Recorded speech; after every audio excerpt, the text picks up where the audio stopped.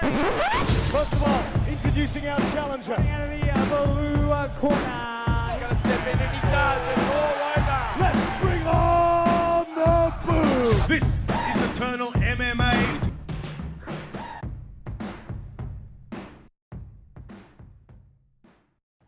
Mixed martial arts fans, welcome back. Thank you for joining me. This is Eternal Insiders, and this is the former two-time Eternal MMA lightweight champion.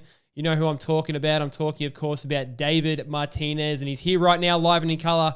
Very happy to have him here joining me on the show again for the second time. David, I don't want to take up too much of your precious time, man. I know it's the last week leading into fight week, but how are you feeling, man? How is everything? How's life coming into this final week of preparation?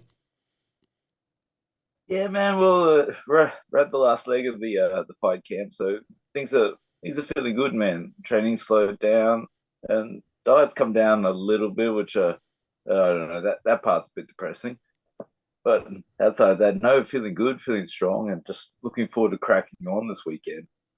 We're all looking forward to it, man. It's always good to see a David Martinez fight getting set up. So happy to see you back in a main event. It's always good to see David Martinez in a main event or on any kind of card for that matter. But let's get it rolling. How's the last sort of few weeks been, man? I mean, how's all the preparation been? Obviously, you said that the last week it's all about sort of slowing it down. But I mean, how's it sort of been in this fight camp for you coming into this one?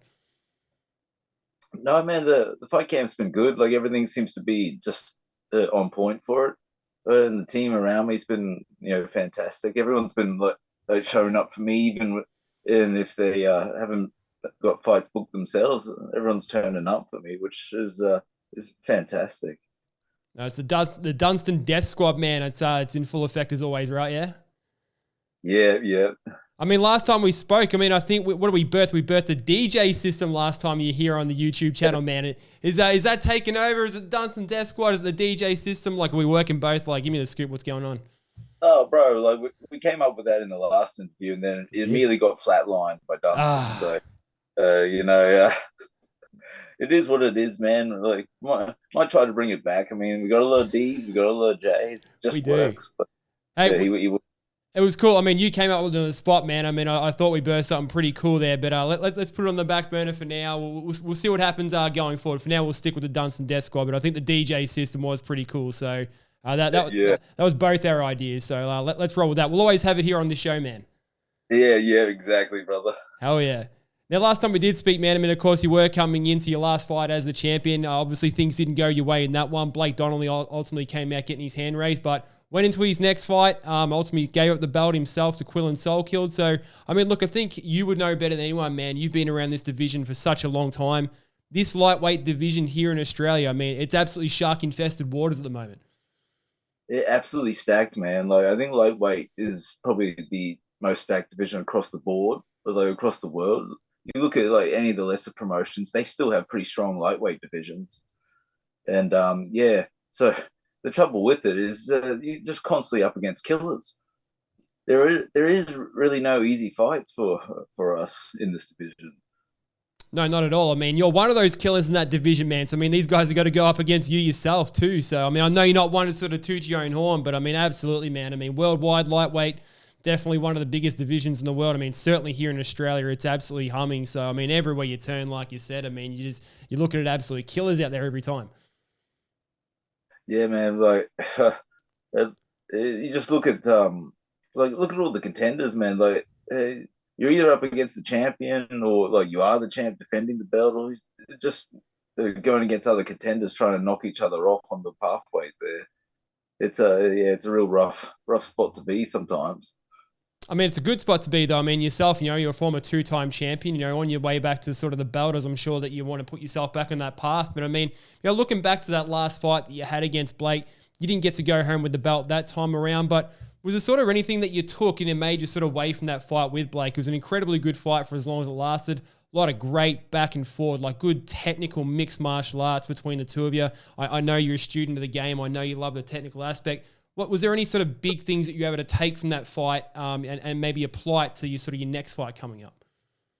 Yeah, man. Well, looking back on it, there's a couple of things that I could definitely work on, but and I have over the past few weeks. But like, for me, it was just I thought I did surprisingly well with the stand up in that part.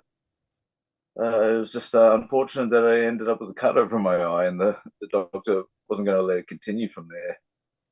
Did you think, I mean, with that cut above your eye, I mean, it's always a big talking point, right? I mean, we see that happen so much in mixed martial arts. I mean, what a freaky occurrence too, right? I mean, we don't want to harp on the loss too much, but I mean, the second time that, I mean, you got against Blake Donnelly and it's end by doctor stoppage in the third round, did you feel as though you sort of want to continue at that point when the fight got stopped? Oh, of course, man. Like losing by cut, just there's part of it that just doesn't feel like a loss. Type. It's like, oh yeah, you got cut. You didn't get dropped. You didn't get knocked out. You didn't get subbed. It was just that you sustained a type of injury that the doctor doesn't want to see continue on. And so it's it's a tricky one, but it is what it is. Would you like to see those type of fights continue on? I mean, I guess the sort of I guess the way it sort of gets stopped is that they don't want the blood sort of running down to the eye and you sort of being able to have your vision compromised. But I mean, getting punched in the eye, I mean, like, that's going to compromise your vision enough as it is. Would you like to see those type of fights continue on if that was the case? Or say you take another cut above your eye, is it just like, hey, I'm good to go, like, let me keep going? Yeah. Well, obviously it's a case by case basis. Like I think, the bleeding was stopped before the doctor called it, but I think the other issue is the idea that the cut might get wider as the fight progresses on, which understandable. But yeah, I've seen a lot of fights where the other guys sustained a nasty cut. Probably should have been stopped, but it didn't, and then nothing bad ever seems to happen as a result. Oh, man, it's a fist fight at the end of the day, right? I mean, I know they're there to sort of do the job. We want to see you come back healthy. And I mean, the good news is, I mean, you sort of live to fight another day. But I mean, you touched on there, one of the things that you said sort of surprised yourself was that how well you sort of hung in the pocket in terms of the stand-up game. Was that something you sort of noticed, I guess, maybe coming into that fight with Blake that, I mean, we know what, a specialist you are in terms of your grappling. We know how high level a grappler you are. Is there a big sort of point now in your kind of career where you're starting to see your striking game really sort of come up to that sort of next level? Are you noticing that growth more and more every time you come into a fight? Yeah, man. Well, I started working on my striking a bit more with my friend Jimmo a few years ago, and then I later on met Ryan Doyle, and ever since I've been training with Doyle, like my striking's really picked up, and I've become more well-rounded from that. And yeah, I just noticed, like, compared to like the first time I fought Donnelly, I was just a fish out of water with the stand up. Whereas now I feel more at home with it, and it was still on the surface, still basically a striker versus grappler match, obviously. But no, my striking seems to have come a long way. Well, your striking has come a long way, man. I mean, I don't think I've ever sort of looked at any of your fights and thought you're sort of a slouch in the striking game. But I mean, I think it's such a testament to your grappling game because everyone knows how dangerous you are there. Everybody knows where you want to take the fight, and no one wants to have David Martinez on top of him in a grappling match. So, but you're absolutely right. The strides that you sort of made in that last fight, you did look good with that sort of striking game, man. I can't wait to see where it sort of goes into the next one for you. But I mean, looking ahead to that fight, obviously coming up against Kieran Joblin, how much of it, when you sort of look at that fight on paper, I mean, is there any particular way you sort of see that fight? Do you see advantages for yourself over an opponent like Kieran? We know how experienced Kieran is. We know he's had 37 odd pro fights. Is there a sort of a way that you think this fight will play out? Like, what can fans expect to see? Do you think? Do you see striker versus grappler? Do you see grappler versus? How do you sort of see it from your perspective? It's a very interesting one, man. Like, because Kieran and I, we have differences, but our overall games are very similar to each other. So it's interesting to see how that plays out. I think, it's almost going to begin with like a tug of war for maybe a round and a half. But then afterwards, you'll start to see one of us pull away with it. Yeah, I know you're not sort of a man that likes to make predictions of your fight, certainly not in terms of the way they're going to end, man. But I mean, is there a particular sort of thing that you think you sort of need to do in terms of getting the job done? Do you see a particular path to victory? Like, what sort of things do you think you need to tick off against a guy like Kieran in order to get the job done, however you get your hand raised? Man, I've never been one for predictions, but I'm just keen to get in there and just crack on with the guy, man. And I mean, it's going to be I imagine it's going to be a high-paced fight, and we're both tough, both crafty, Yeah, and we'll see who comes out on top Saturday. We will see who comes out on top Saturday, man. Like we said, it's always fun to see a David Martinez fight. So we're absolutely looking forward to it. I got to ask, man, how's Jane doing? I mean, I know from the one side, you've got yourself doing all the work in the cage, but I mean, as we talked about last time, Jane's always putting in the work, putting in the hours and the social media side of things, making sure you're getting well promoted. I've got to say, I don't think I've ever sort of met a dynamic duo quite like yourself in terms of how she looks after your career, how she's promoting you on social media. I mean, where you deserve all the plaudits for what you've done in the cage, being a two-time champion. I mean, she's the champion on social media, getting stuff done in your corner for you there. She's an absolute star in that regard. Oh, man, she's an absolute workhorse. Like, if you would not believe the amount that she always puts in a tremendous amount each fight camp, but this time around has been like enormous. She's there with the diet, she's there with the social media, like you said. She's arranging things and sorting out the training.